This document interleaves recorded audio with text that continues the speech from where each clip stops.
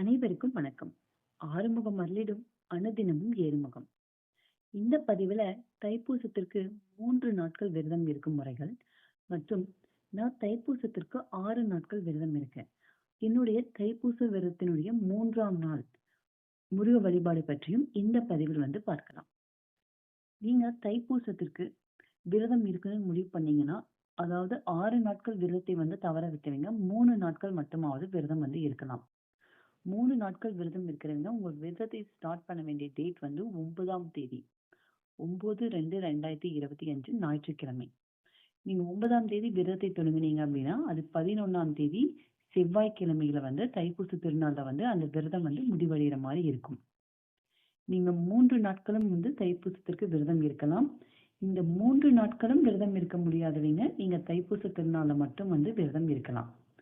இந்த விரதம் இருக்கீங்க அப்படின்னா நீங்க ஞாயிற்றுக்கிழமையில வருது 9ஆம் தேதி நீங்க காலையிலேயே குளிச்சுட்டு முருகருக்கு பூஜை எல்லாம் செஞ்சு வழிபாடு பண்ணிட்டு உங்களுக்கு பக்கத்துல இருக்கிற முருகர் கோயில போய் நீங்க வழிபாடு பண்ணிட்டு வரலாம்.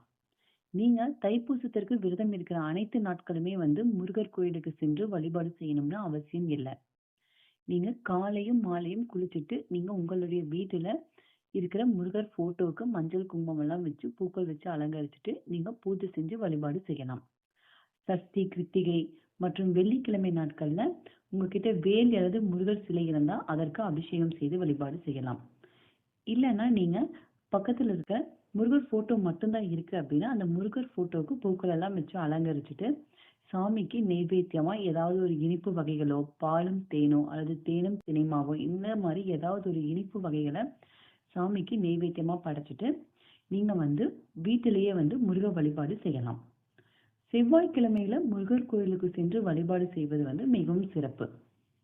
சிலரால 6 நாட்கள் விரதம் இருக்க முடியாம போயிருக்கலாம். அதாவது தைப்பூசத்திற்கு பொதுவா நாம 48 நாட்கள், 21 நாட்கள், 11 நாட்கள், 9 நாட்கள், 6 நாட்கள் இந்த மாதிரி விரதம் இருப்போம். இந்த 6 நாட்கள் விரத முறையும் தவற விட்டவங்க கட்டாயமா நீங்க இந்த 3 நாட்கள் விரதம் இருக்கலாம். நீங்க இந்த தைப்பூச விரதம் இருக்கின்ற 3 நாட்களுமே அசைவம் எதுவும் சாப்பிடக்கூடாது. உங்க வீட்டில் உள்ளவர்களும் அசைவம் சாப்பிடக்கூடாது. நீங்க வீட்டில் அசைவம் செய்யறதை அவாய்ட் பண்ணிக்கோங்க.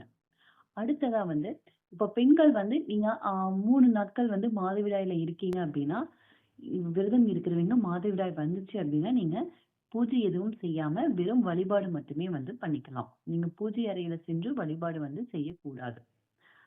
அடுத்ததா நீங்க இந்த மாதிரி தைப்பூசத்துக்கு விரதம் இருந்து முருகப்பெருமானை வழிபாடு செய்யறீங்கன்னா முருகருக்கு பிடித்த பூக்களை நீங்க படைத்து வழிபாடு செய்யணும்.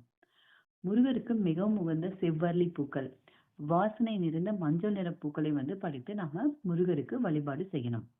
அடுத்ததா கடவுளுக்கு கட்டாயம் நாம பூஜை செய்யும் போது நெய்வேத்தியம் படைக்கணும்.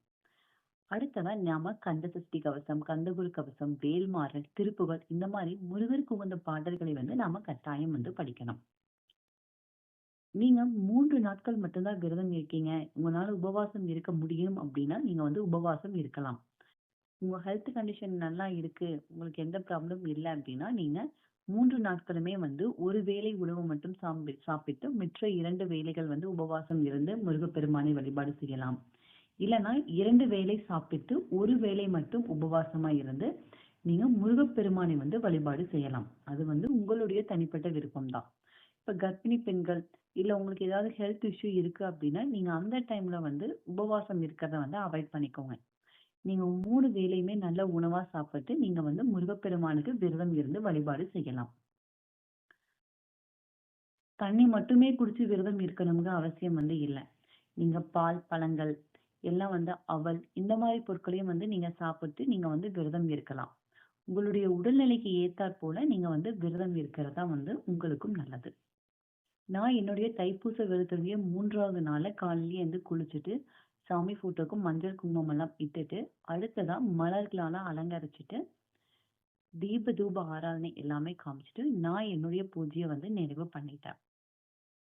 தைப்பூசத்திற்கு முருகப்பெருமானுக்கு விரதம் இருந்தீங்கன்னா முருகப்பெருமான் உங்களுக்கு கேட்டதை தருவார்.